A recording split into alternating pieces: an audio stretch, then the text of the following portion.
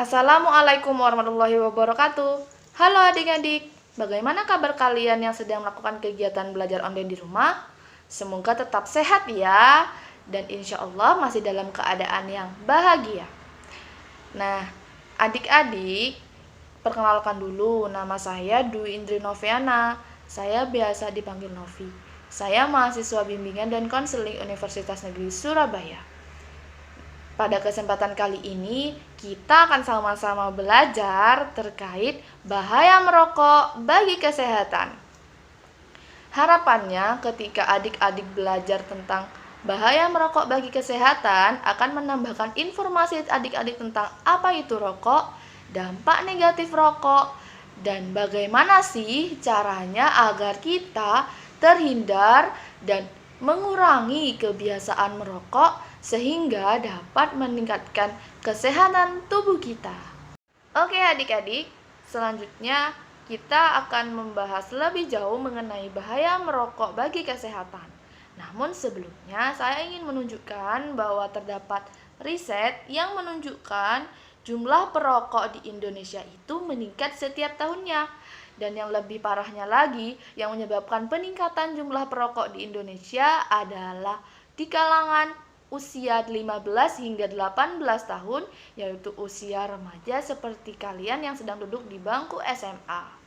Baiklah adik-adik, saya yakin kalian semua tidak asing dengan yang namanya rokok.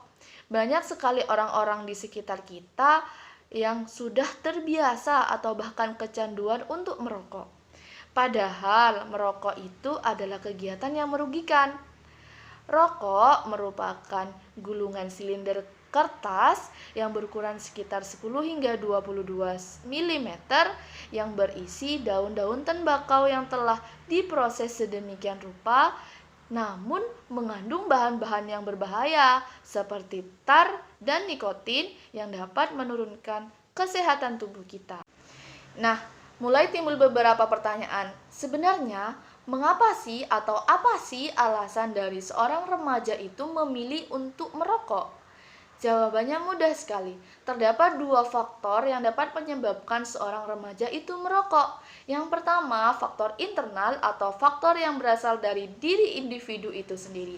Yang kedua adalah faktor eksternal atau faktor yang berasal dari luar diri individu. Kita akan bahas satu persatu. Yang pertama, faktor internal merokok. Alasan remaja merokok yang berasal dari diri mereka sendiri karena karakteristik kepribadian mereka. Biasanya mereka ingin atau penasaran tentang apa sih rokok atau sensasi apa sih yang diperoleh dari merokok sehingga mereka memutuskan untuk mencoba merokok. Padahal ketika seorang remaja mencoba merokok dan merasakan sensasinya nyaman atau merasa itu menyenangkan, maka remaja itu akan terus mulai menjadikan kebiasaan merokok itu sebagai kebiasaan sehari-hari mereka. Padahal kebiasaan itu sangat merugikan bagi kesehatan tubuh kita sebagai seorang individu. Kemudian, faktor yang berasal dari luar atau faktor internal itu biasanya berasal dari keluarga dan teman sebaya. Biasanya, keluarga menjadi alasan utama remaja untuk merokok.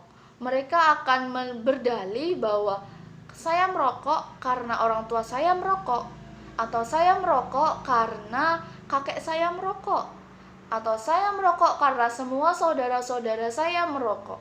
Padahal argumen seperti itu merupakan argumen yang dapat merugikan diri mereka sendiri nantinya.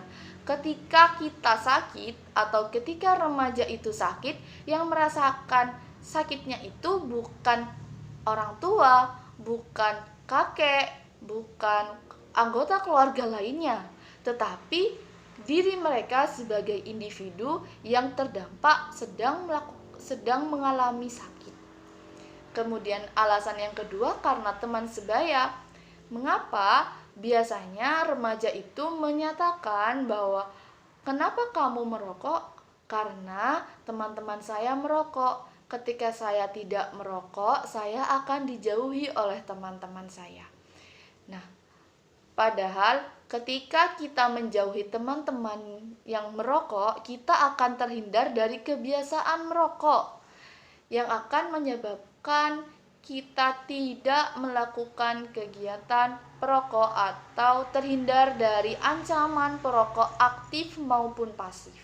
Sungguh sangat merugikan bukan? Walaupun kita bukan seorang perokok, tetapi kita menghirup asap rokok, kita juga bisa disebut sebagai perokok pasif yang dapat menyebabkan kesehatan kita pun terganggu.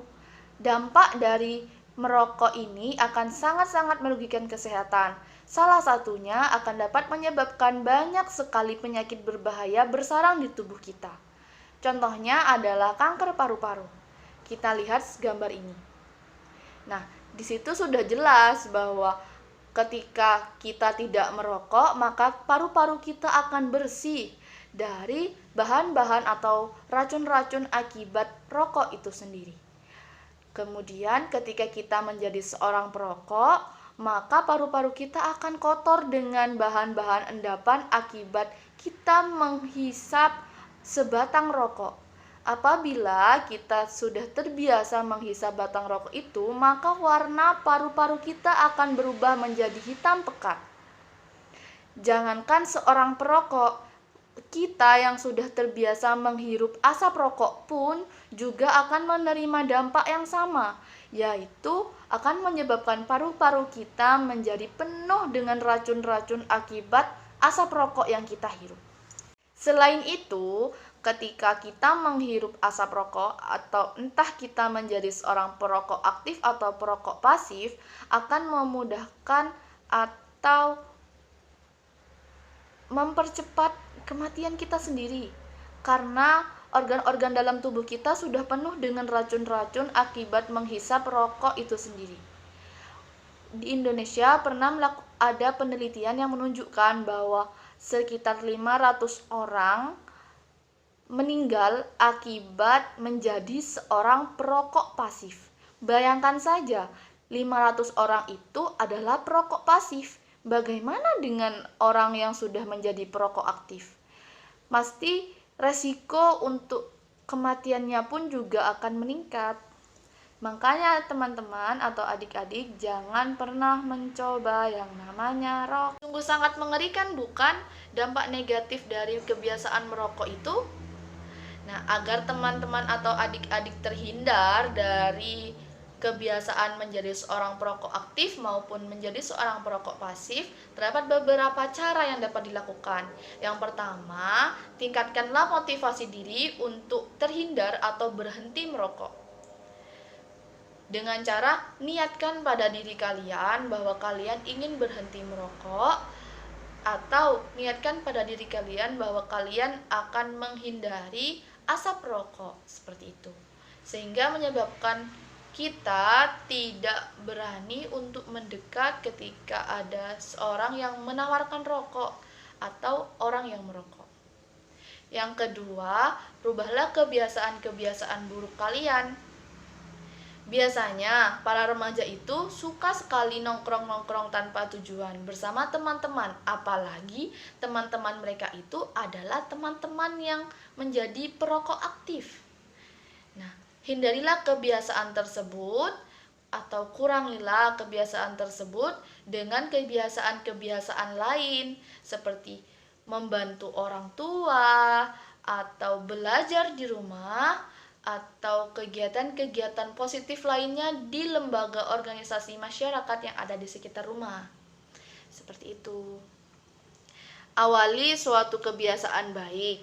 Jangan menjadikan alasan untuk melakukan kebiasaan-kebiasaan buruk yang dapat merugikan kita, terutama kebiasaan merokok. Padahal kita sudah tahu merokok itu sangat membahayakan bagi tubuh.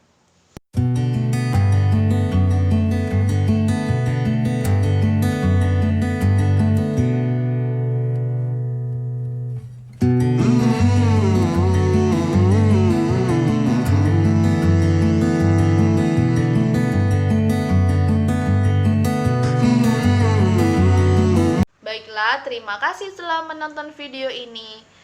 Semoga video yang dapat saya sajikan ini bermanfaat bagi adik-adik semua. Jangan lupa untuk tetap semangat belajar online dan selalu bahagia. Sekian yang dapat saya sampaikan, kurang dan lebihnya saya mohon maaf. Wassalamualaikum warahmatullahi wabarakatuh. Semangat!